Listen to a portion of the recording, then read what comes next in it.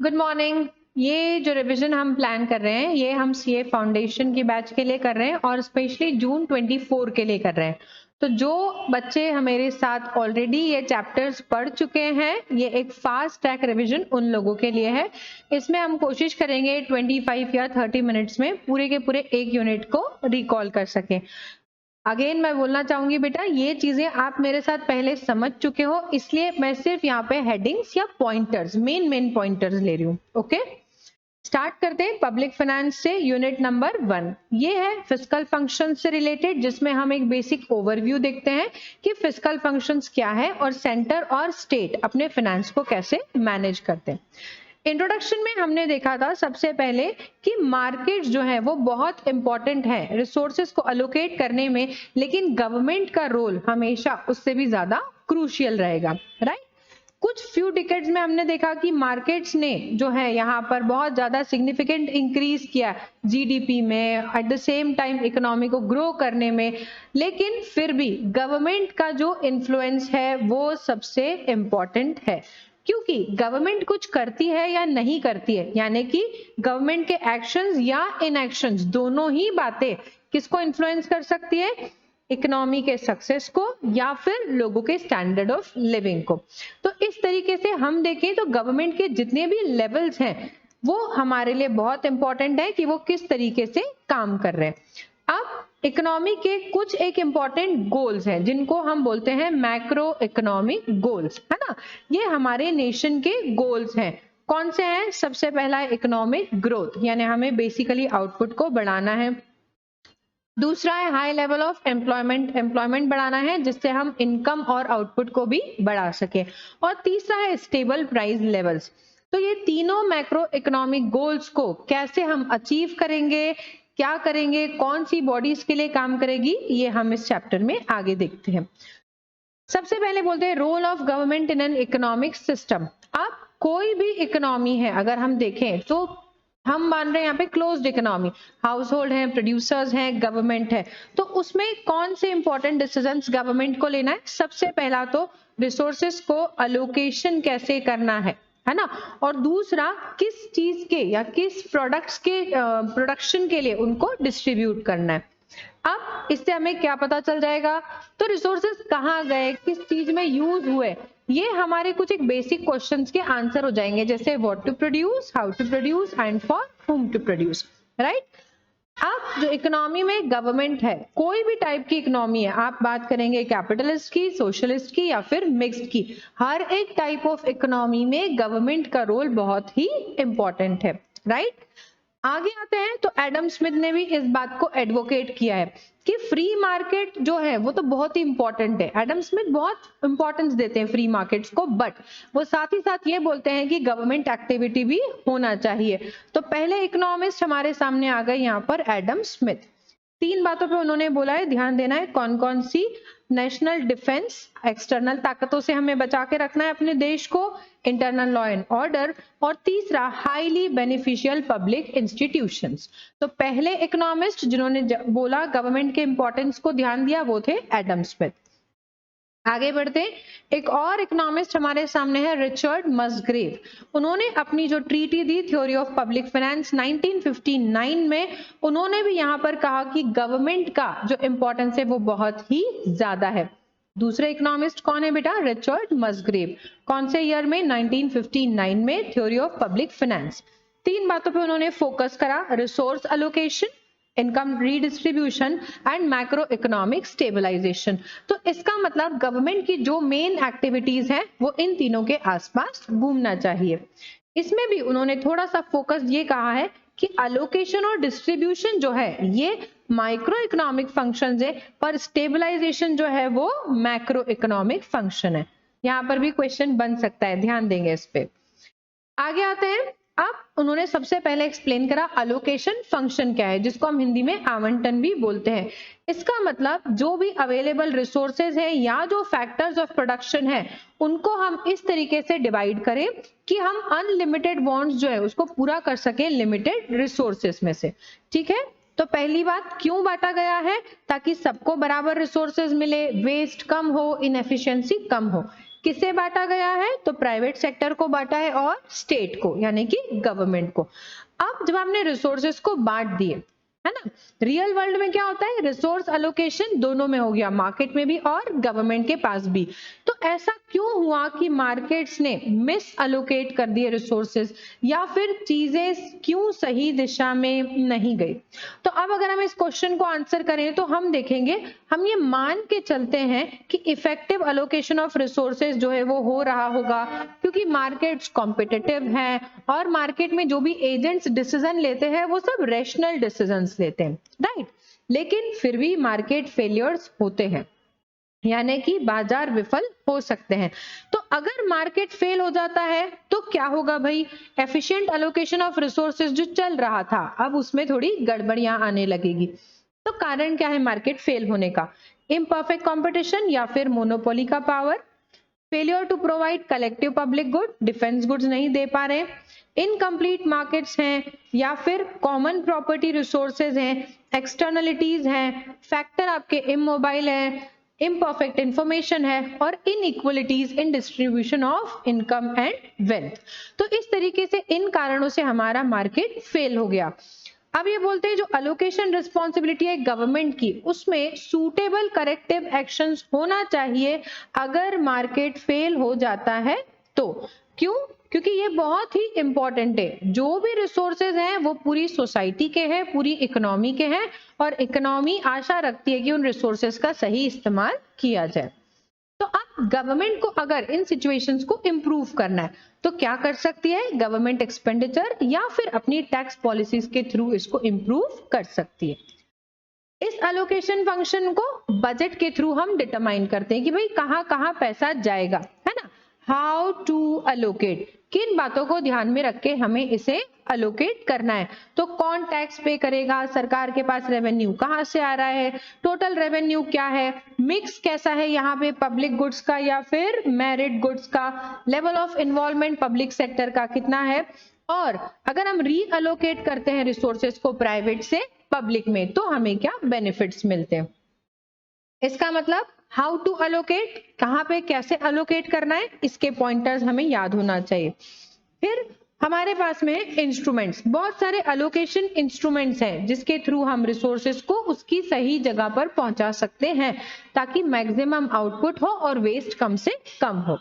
इस इंस्ट्रूमेंट्स में या तो डायरेक्टली हम इकोनॉमिक गुड बना ले, गवर्नमेंट की बात कर रहे हैं, है ना, या फिर हम प्राइस मैकेनिज्म को यूज करें, फोर्स या लेजिस्लेशन के थ्रू इन्फ्लुएंस करें, कंपटीशन पॉलिसीज लेके आ जाएं, जैसे हमने कंपटीशन एक्ट पढ़ा था उस दिन, गवर्नमेंट रेगुलेटरी एक्टिविटीज जैसे लाइसेंसिंग या कंट्रोल के थ्रू, लीगल फ्रेमवर्क, या फिर कोई और पॉसिबल कॉम्बिनेशन डिपेंडिंग ऑन अभी इकोनॉमी को कौन सी रेमेडी की जरूरत है। ठीक है, ये हो गया आपका अलोकेशन फंक्शन। दूसरा फंक्शन है हमारे पास में रीडिस्ट्रीब्यूशन, जिसको हम बोलते हैं पुनर्वितरण। यानी आपने एक बार तो चीजें डिस्ट्रीब्यूट हो चुकी लेकिन आपको उसको दोबारा करना पड़ रहा है। क्यों करना पड़ रहा है? क्योंकि आपका डिस्ट्रीब्यूशन कैसा हो गया है, स्क्यूड हो गया है, इक्वल नहीं है, अनइक्वल हो गया है, कहीं पे बहुत ज्यादा कहीं पे बहुत ही कम। तो आप गवर्नमेंट को इंटरवीन करना पड़ेगा क्योंकि भाई उनको तो ऑप्टिमल डिस्ट्रीब्यूशन चाहिए, एक बराबर डिस्ट्रीब्यूशन चाहिए, सबके लिए चाहिए, क्योंकि हमारी इकोनॉमी में क्या है भाई, इक्वल राइट्स टू ऑल, हमने सबको समान अधिकार दिए हुए। तो ये जो डिस्ट्रीब्यूटिव फंक्शन है गवर्नमेंट का, इससे हमारा कौन सा क्वेश्चन सॉल्व होता है, फॉर हुम, किसके लिए प्रोडक्शन करना है। ठीक है, तो अब जब गवर्नमेंट रीडिस्ट्रीब्यूट करने जाएगी तो बजट को यूज करेगी। बजट में कितने साइड है बेटा, एक्सपेंडिचर और रेवेन्यू। ठीक है, तो अब एक्सपेंडिचर साइड में जो आइटम्स होंगे उनके थ्रू और रेवेन्यू साइड में जो आइटम्स हैं उनके थ्रू। तो एक्सपेंडिचर में आपको subsidise education, health care, housing वगैरह मिल जाएगा, रेवेन्यू में प्रोग्रेसिव टैक्सेशन मिल जाएगा। तो आपने रीडिस्ट्रीब्यूटिव फंक्शन को यूज करा यहाँ पे। ठीक है, ये डिस्ट्रीब्यूशन फंक्शन जो है इसका क्या एम है, यानी अगर सरकार इस फंक्शन को परफॉर्म करती है तो क्या होगा, क्या होगा भाई, सोशल वेलफेयर होगा, मेंबर्स ऑफ द सोसाइटी हैं जो डिप्राइव्ड है, यानी उन्हें बहुत सारी बेसिक जो भी फैसिलिटीज थी वो नहीं मिली, उनको हम जो है फायदा पहुंचा पाएंगे। Equality of income, wealth and opportunities, सबको मौका मिलेगा। एट द सेम टाइम जो लोग हार्डशिप से अपने जीवन निकाल रहे हैं, हम कोशिश करेंगे उनको मिनिमम स्टैंडर्ड ऑफ लिविंग अच्छा दे सके। अब यहाँ पर आपके पास में कुछ एग्जाम्पल्स है बेटा, तो आप स्क्रीन को यहाँ पर पॉज करके और एग्जाम्पल्स दे सकते हैं। काफी सारे एग्जाम्पल्स हमने डिस्कस किए थे। तीसरे फंक्शन पे आ जाते हैं, स्टेबलाइजेशन फंक्शन। जब भी स्टेबिलिटी वर्ड आता है, ये मैक्रो का बहुत इंपॉर्टेंट पॉइंट है, हमें ध्यान आ जाना चाहिए कि हम यहाँ पर सप्लाई ऑफ मनी की कहीं कहीं मोटे तौर पर बात कर रहे हैं, है ना। अब ये बोलते हैं कि मैक्रो इकोनॉमिक स्टेबिलिटी कब होगी, कब होगी, जब भाई इकोनॉमी का आउटपुट मैच करेगा उसकी प्रोडक्शन कैपेसिटी से, है ना। ये हमने पीपीसी में भी पढ़ा था कभी 11th में। पोटेंशियल आउटपुट और एक्चुअल आउटपुट अगर सेम हुआ तो फुलर यूटिलाइजेशन ऑफ रिसोर्सेज होंगे, है ना। तो आपका टोटल आउटपुट मैच करे आपकी प्रोडक्शन कैपेसिटी से, टोटल स्पेंडिंग मैच करे आपके टोटल आउटपुट से, मतलब जितना बनाया गया उतना पूरा खरीद लिया गया, पूरा खर्चा हो गया। और तीसरा, इकोनॉमी के लेबर रिसोर्सेज फुल्ली एम्प्लॉयड है। अब इससे जो हमें सबसे बड़ा फायदा होगा वो ये होगा कि इन्फ्लेशन लो रहेगा और स्टेबल भी रहेगा, बहुत ज्यादा फ्लक्चुएशन प्राइसेस में हमें नहीं मिलेंगे। AD is equal to AS को देख के भी आपको ध्यान में आ रहा होगा कि जब AD/AS इक्विलिब्रियम होता है तो हम मान के चलते हैं कि इकोनॉमी थोड़ा स्टेबल है, क्योंकि इफेक्टिव डिमांड वाली सिचुएशन है ना। अगर ये इक्वल नहीं है बेटा तो AD अगर ज्यादा है इससे इन्फ्लेशनरी प्रेशर क्रिएट हो जाएगा, AD अगर कम है तो इससे डिफ्लेशनरी प्रेशर क्रिएट हो जाएगा, राइट। कीन्स का नाम आते ही हमें फुल एम्प्लॉयमेंट की भी बात याद आ जाती है कि क्या हमेशा फुल एम्प्लॉयमेंट रहेगा, तो हमें पता है कि नहीं, कुछ ना कुछ नेचुरल रेट ऑफ अनएम्प्लॉयमेंट तो इकोनॉमी में रहेगा ही रहेगा। इसका मतलब कि गवर्नमेंट जो है, ऐसा नहीं कि गवर्नमेंट पॉलिसीज लगाए ना, लाए नहीं स्टेबल करने के लिए, पॉलिसीज तो यूज करना पड़ेगी, पुरानी जो है उसको चेंज करना पड़ेगी, नई पॉलिसीज लानी भी पड़ेगी, लेकिन फिर भी मार्केट की कुछ इनहेरेंट टेंडेंसीज होती है। क्यों? क्योंकि बिजनेस साइकिल्स चल रही है ना, आपको नहीं पता कब कौन सा फेज चल रहा है, अलग अलग फेज में इकोनॉमी अलग अलग तरीके से ऑपरेट करती है। तो इसके कारण से क्या होता है, हमें देखना पड़ता है कि भाई पीक पे हमको क्या लगाना है, बूम पे क्या लगाना है, ठीक है। तो आपकी एक्शन या आपकी स्टेप्स अलग अलग फेजेस ऑफ बिजनेस साइकिल में अलग अलग हो सकती है। फिर गवर्नमेंट और कंट्री में जो आपकी सेंट्रल बैंक है, दोनों ही मिलके फुल एम्प्लॉयमेंट और प्राइस स्टेबिलिटी पे काम करते हैं। अगर गवर्नमेंट है तो फिस्कल पॉलिसी यूज हो रही है, अगर आरबीआई है तो मॉनेटरी पॉलिसी यूज हो रही है, ठीक है। अब ये बोलते हैं एक खतरनाक सिचुएशन आपकी इकोनॉमी में और आ सकती है जिसको हम बोलते हैं स्टैगफ्लेशन, यानी कि जिसमें इन्फ्लेशन है और अनएम्प्लॉयमेंट है, दोनों साइड बाय साइड एग्जिस्ट कर रहे हैं, है ना। इस प्रॉब्लम को भी कैसे आपको टेकल करना है ये गवर्नमेंट के लिए बहुत इंपॉर्टेंट है।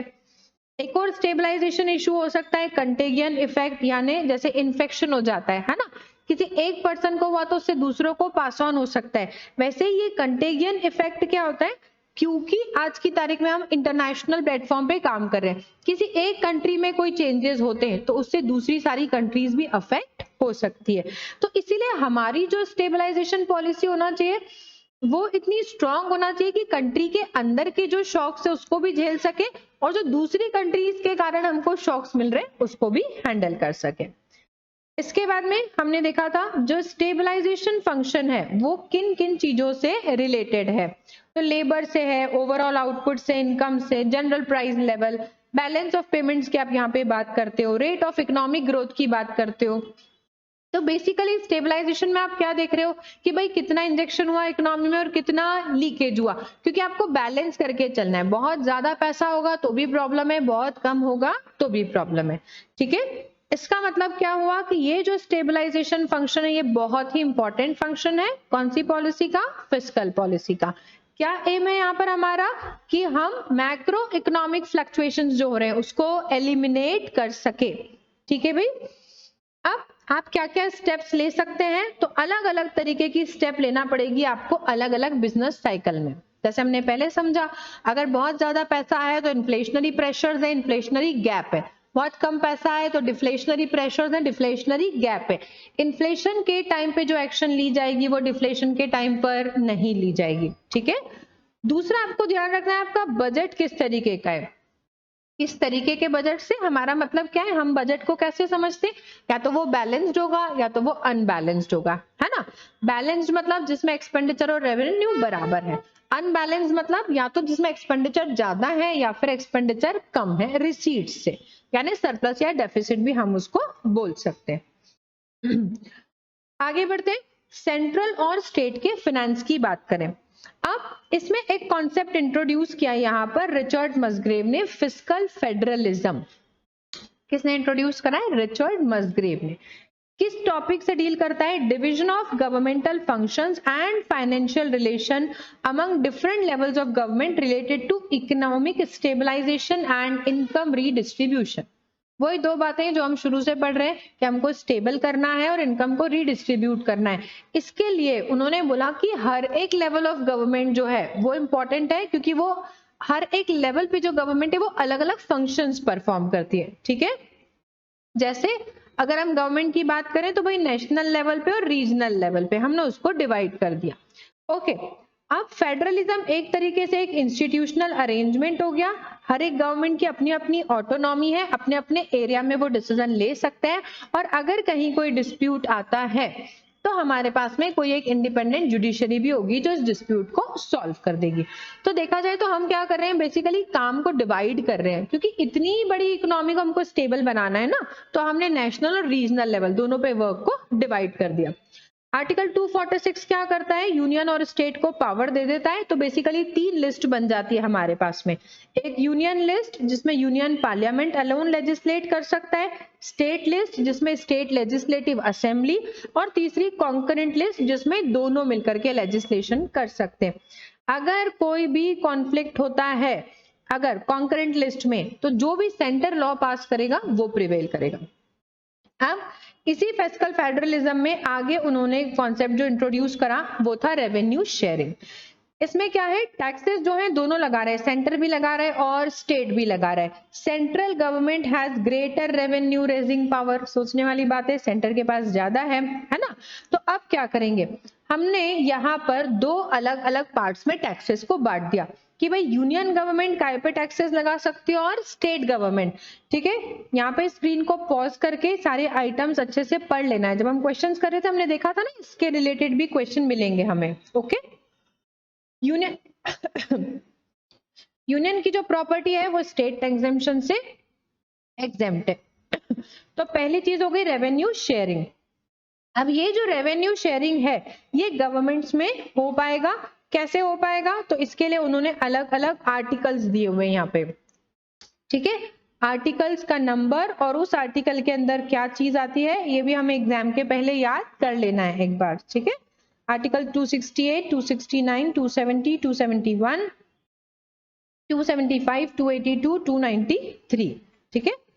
इसके बाद में कोई और प्रोविजन है, तो इन प्रोविजंस के अलावा